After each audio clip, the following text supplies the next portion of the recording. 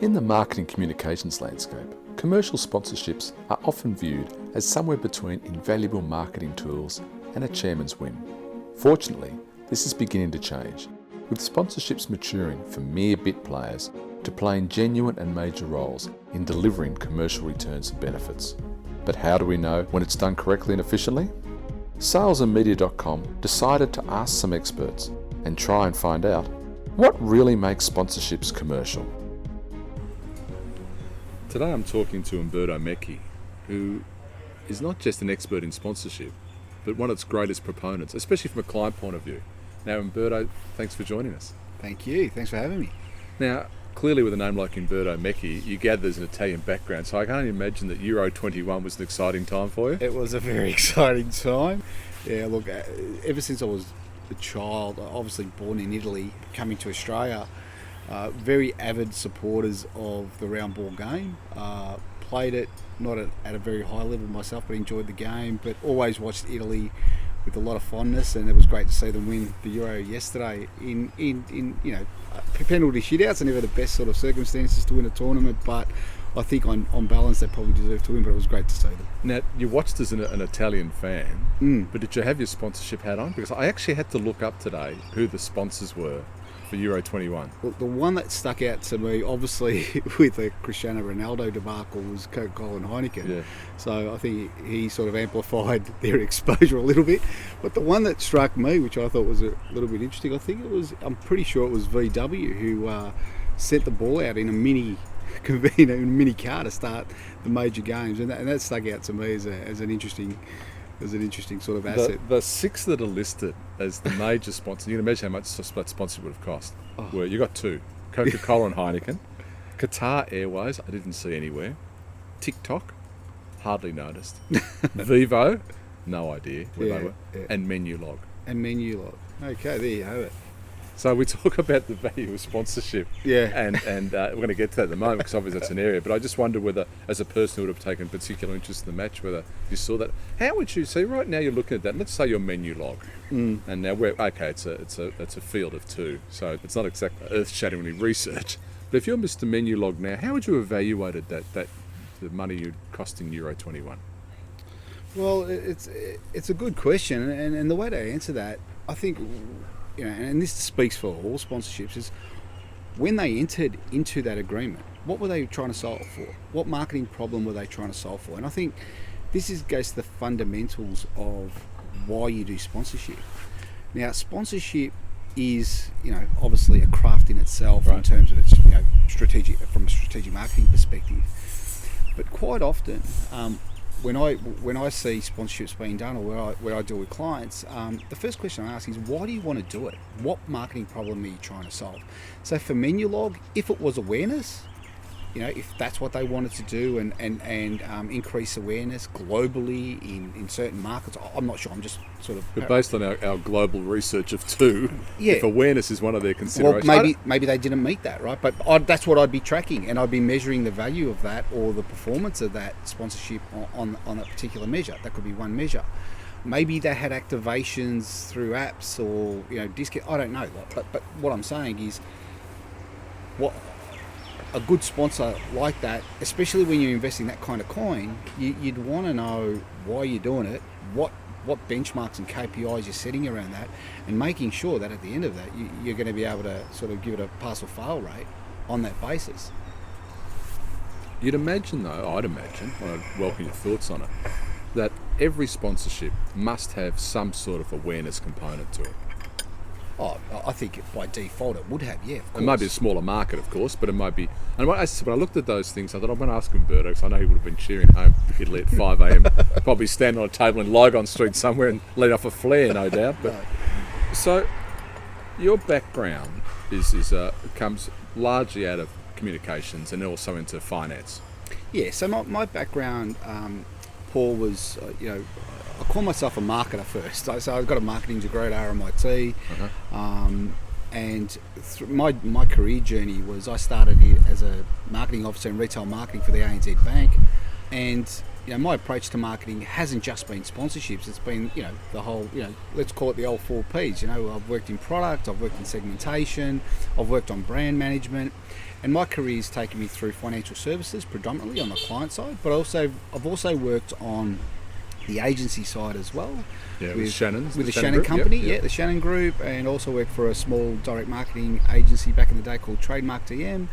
And I also worked on financial services clients, but I've seen both sides of it. But one of my key career highlights was being the Chief Marketing Officer at Host Plus, and that's where I probably, saw the value of sponsorship, because it was relevant for the marketing problems we were trying to solve for that fund. Now, I want to talk about Host Plus. It's an important part of what we're here to discuss.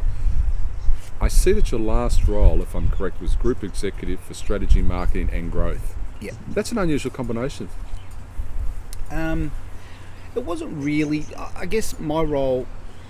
Well, I didn't see it as strange. In fact, I was quite endeared by the fact that the CEO and the board saw those 3 disciplines come together, because I think sometimes what I've experienced or see is the dislocation of strategy and marketing, and I think marketing is a very strategic capability for any organisation in building brands. So having it together was really good. And I also worked in corporate strategy back when I was working in the days of AXA and National Mutual. Yeah. So having that lens and then applying a marketing alignment lens to it, I think was really valuable. And then ultimately, when you look at the pointy end of the marketing and sales process, the pointy end is growth, right? I mean, particularly in superannuation, building scale is important for the benefit of members, because if you build scale, that means you deliver lower cost to members, and that's good for their financial well-being and returns. And finding those points of alignment was really important. And now when you join Host Plus, one of the things that sticks out, of course, for me is your sponsorship with Melbourne Storm. But in sponsorship in general, so you walked into an environment, superannuation, let's face it, it's not the sexiest thing. I think in a couple of interviews you've given, you talked about trying to appeal to young guys who don't think retirement's 30 or 40 years away. How do you get them motivated and sexy about it? I mean, tell me what the environment was like. Did they have any sponsorships before you arrived? Or? No, well, they didn't. And I'll set some context for probably why Melbourne Storm was really important and really valuable to Host Plus. So there's a couple, just to set, I guess, the background. Superannuation, what we found in our research, and again, I'd like to emphasise that, I'm an evidence-based marketer, and I always rely on the evidence. So, when I was there at Host Plus, we did a lot of research to understand what was driving preferences for superannuation brands. Yep. And one of the things we found is that we serve the hospitality and tourism industry, a very transient workforce, and every time they change jobs, there was an opportunity where they're likely to leave you. Because the industry was so transient, you could never predict in any day of the week when a member was going to leave. So that was one problem. Is this prior to when you could carry it across from one to the other? Yeah. Okay. This was prior. So to you left and that was it. They closed it down, and when they went to Job B, they had Job B someone superannuation handed out fund. another form and said we were this fund, etc., etc. So Okay. we were a good performing fund, so we felt it was in the members' best interest to stay with Host Plus, so we'll help them in the long term.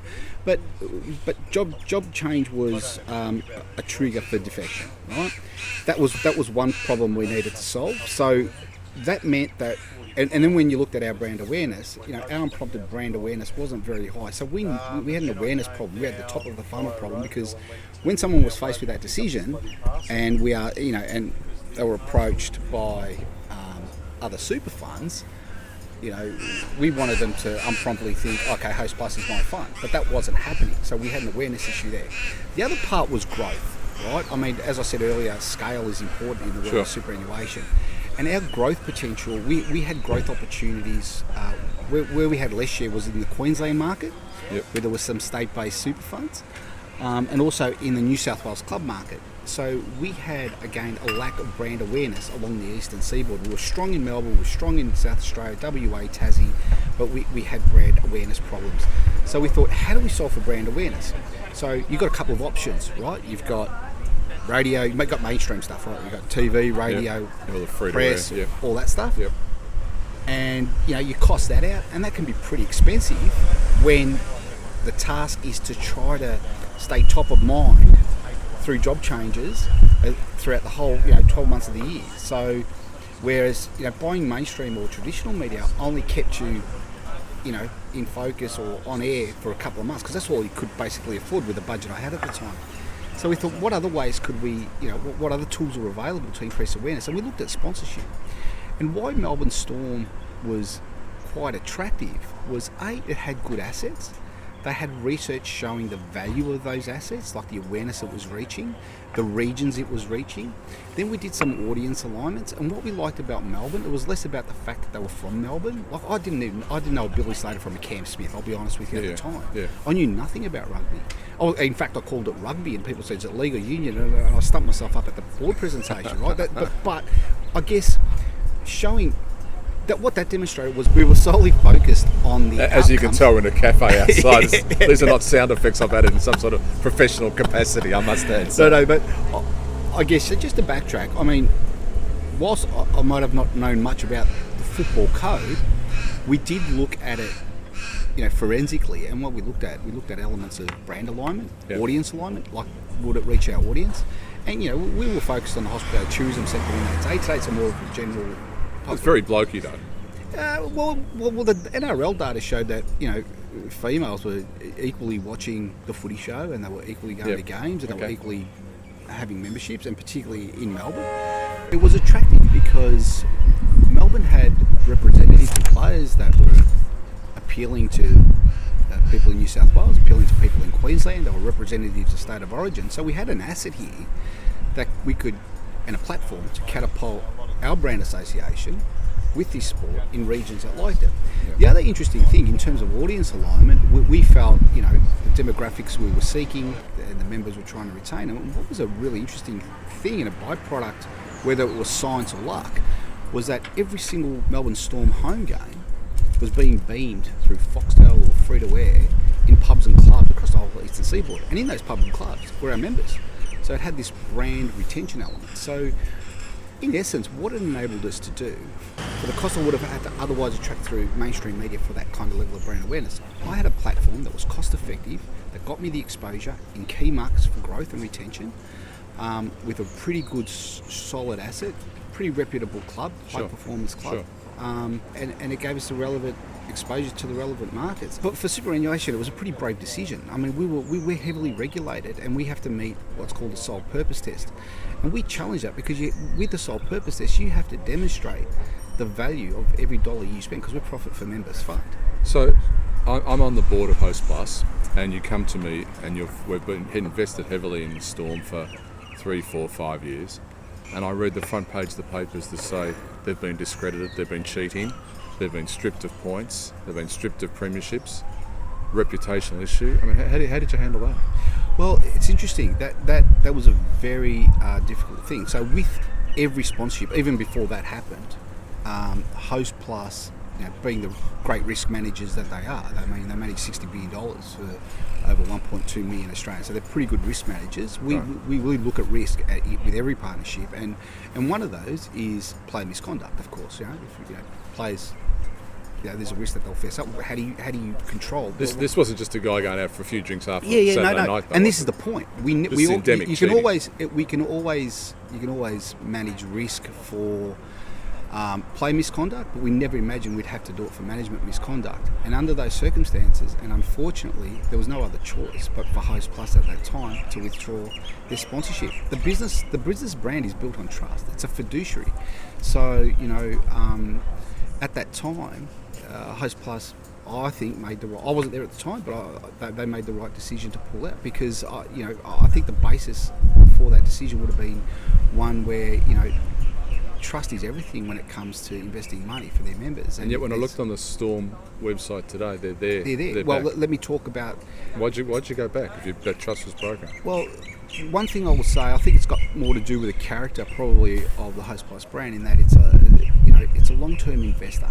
If you look at its investment approach, it invests for 30, 40 years' time, and that's the way it approaches its relationships with all major suppliers, not just sponsors. Because relationships, they feel are important in business. And I recall at the time, it was a very difficult decision to make, but I think they made the right decision. But at the same time, I don't think they fully walked away from the club itself, because they knew that it could be resurrected. And one of the things I recall at the time, the club being very, when you run a big your governance has to be pretty good. Yeah. So we thought, well, we think we've got some capability when it comes to governance. So some conversations were probably, were had,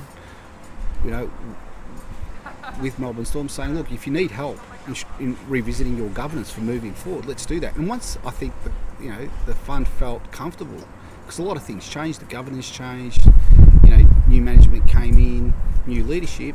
Once they got comfort and they felt that the risks were reduced and they could manage it better, they went back in. It's still a bold move, though. I mean, you look at Qantas walked away from rugby union, over comments by a player.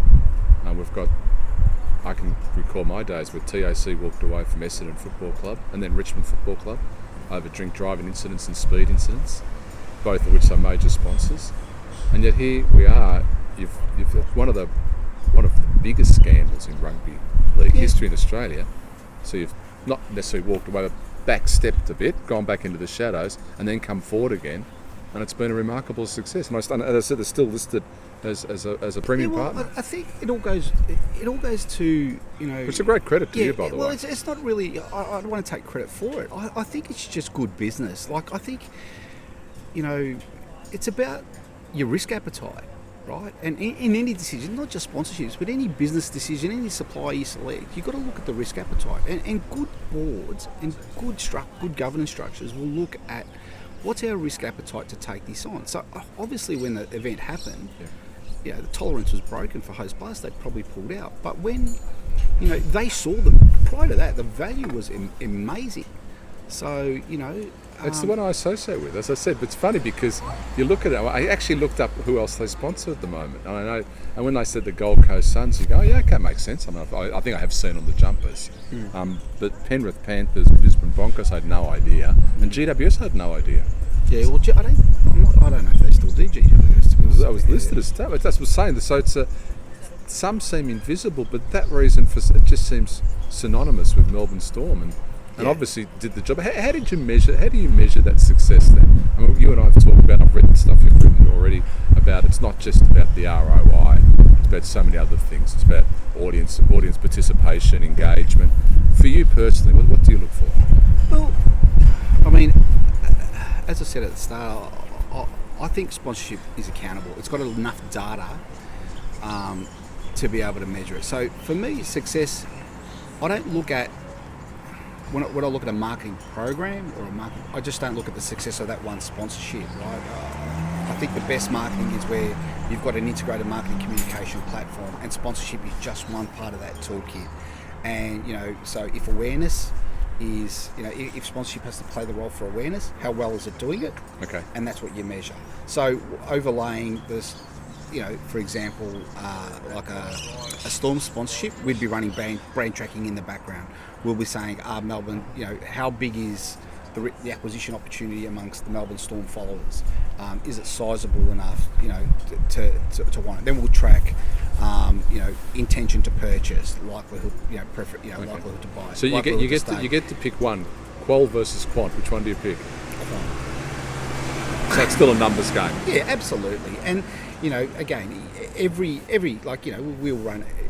we'll run TV campaigns, and that TV campaign will have a role, and it's about probably message recall. Are we hitting the right drivers? Because one of the really interesting things that Host Plus did, and this is what I think makes them a good marketing outfit, is that they have a brand model called that they leverage from a company called Forethought Research, and it's called Thoughts and Feelings. And basically, what this model does, it identifies the drivers of brand preference, and it splits them between rational drivers and emotional drivers, and it picks your top three, right? The three things that are going to make the most difference to a consumer's mindset in terms of making a decision. And then what they do is ensuring that whatever marketing execution they do, whether it's through sponsorship TV or EDM or DM or whatever it may be, direct marketing, they make sure that those drivers are heightened in their communications. Okay. And then they'll track their performance against those drivers versus that of competitors in their category.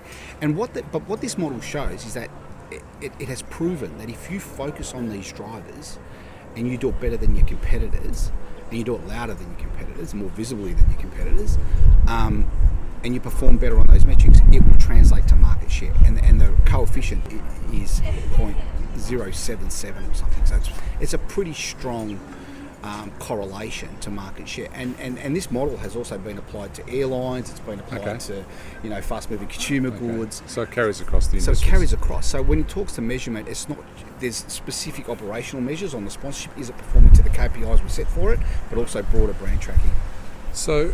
And growth, of course. We talked, it's obviously been a great success for Host Plus and great success further in your cap. We go back to one of the comments you made earlier was, look, we really didn't have the money for free to air, okay? So we went down the sponsorship road, which has been successful. So right now I say to you, listen, regardless of the cost, you can go on Ninja, which I imagine is blokey, or Big Bash, which is blokey, or you can stay with sponsorship. What do you do? Well, again, I'm a big fan of integrated marketing communications. So, ideally, if you can do, if I think about, if you've got seasonal opportunities, you might, what sponsorship did for Host Plus, if I just take, it gave them exposure through most months of the year. And going back to this point about you could never predict a job change, it kept us visible, maybe not at the heights of, high level sort of TARP levels, but it kept you visible. It got you out of the financial services. You're on the back page of the Herald Sun or the Age or Sydney Morning Herald. So it gave you a lot of visibility for a longer period of time. If you had to pay for that, you couldn't afford it. It was cost prohibitive. So you may have gone into sponsorship partially for financial reasons, but you stayed for many other reasons besides financial. Oh, absolutely. Yeah. So, so brand performance, we saw awareness, and particularly now, sponsorships offer a lot more than just awareness. If you look at some of the capability sponsors have now, they have production, they have activation, they have digital platforms. Some of them have really sizable databases and followings that allow you to tap into, right? So I just don't like looking at sponsorships as a single-minded, thing.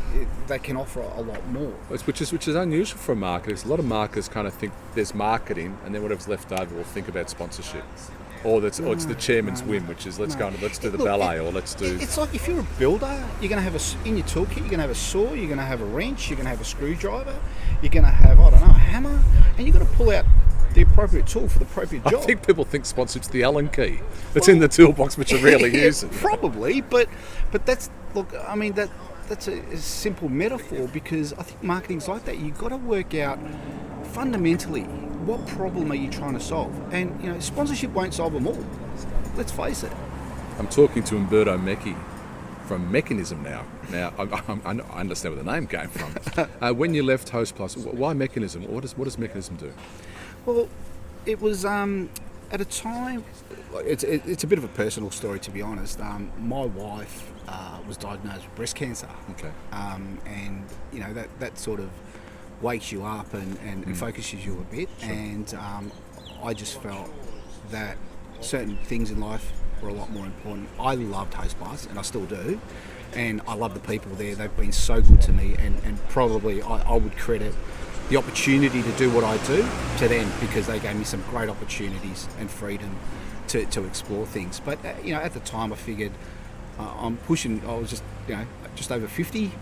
I was fortunate to win big rank number 11 CMO in the CMO top 50, and I thought I'd take that experience and try to balance my passion for marketing, right, and try to balance that with doing the right things for the family, and trying to be around and having a bit more flexibility rather than crunching out the corporate hours. But that's the reason I did it. But fundamentally, I've just taken I think in some ways I'm a little bit unique in that I've had the corporate strategy experience, and I've got the marketing experience, and one of the benefits I think my clients see in me is being able to create the alignment between strategy and marketing, and demonstrating how marketing can be constructed and assembled to be a real strategic capability.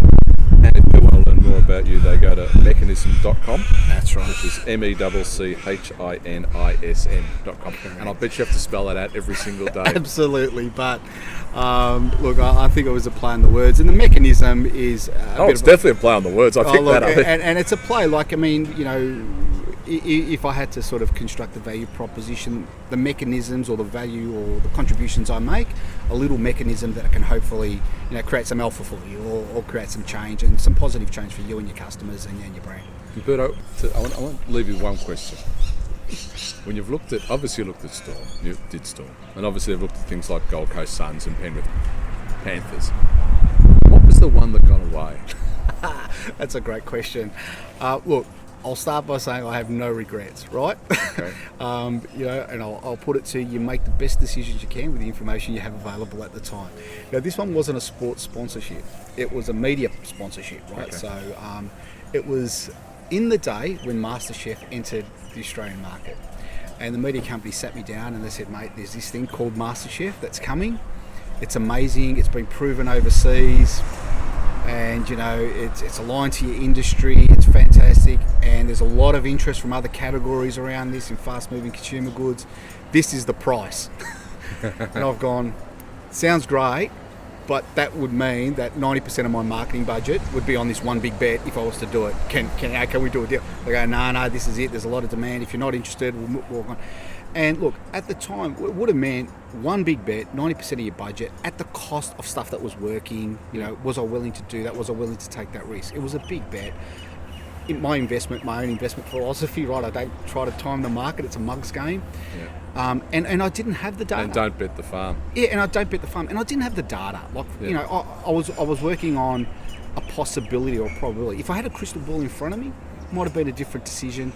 Even so, 90% of your marketing budget on one big bet is not really, it goes against this point of integrated marketing campaigns. And like Storm did, it went through its issues, some of the George Columbaris issues, and they sacked the host. Yeah, but it was not so much that, but it was, you look at MasterChef today, it's one of the best Great TV franchises known to humankind. And unfortunately, we missed that opportunity. I have no regrets, but I think it was the right decision at the time. I wasn't willing to take the risk, but these things happen. So let's step back a bit, and you're currently in that role today still, in a role today. You've got a lot of sponsorships, a lot of activations happening, sports sponsorships. COVID hits, no fans. Yeah, look, I'm not. Look, I'm not in the role at Host Plus today, but from what I've seen, whether you look at the NRL and AFL, if you take those two codes as an example, I think they've done a remarkable job to pivot and still produce a product. I would have no doubt that, and look, knowing the clauses that exist in some of these contracts to protect, rights holders, but also to protect the sponsor, I'm sure they would have come to some amicable agreements to work through what the future could look like. You obviously haven't worked with the AFL before. Oh, well, no, I have. And look, and I think, to their credit, in terms of getting hubs up and getting games up. And look, and I think... Yeah, they got through a season. Yeah, and look, and arguably, if you think about... Like, I think about, last year, 2020, and we were watching footy every night of the week on free-to-air. How good was that? And if your brand was on there, well, you could almost argue it was an upkick if that was your objective, right? If brand awareness was your thing and you were on a jersey or whatever it was, for some brands it might have worked in their favour. And I think TV audiences, from what I read, had gone up. They hit record TV audience, so it wasn't all bad. I feel sorry for... If you're Qantas, it was bad. Yeah, if you're Qantas, it was bad, yeah. And that's right. And sometimes, look, I guess that's right. If you were a brand that was shut down and you were on a jersey and it was Flight Centre, all that stuff, the big tourism brands. Yeah, absolutely.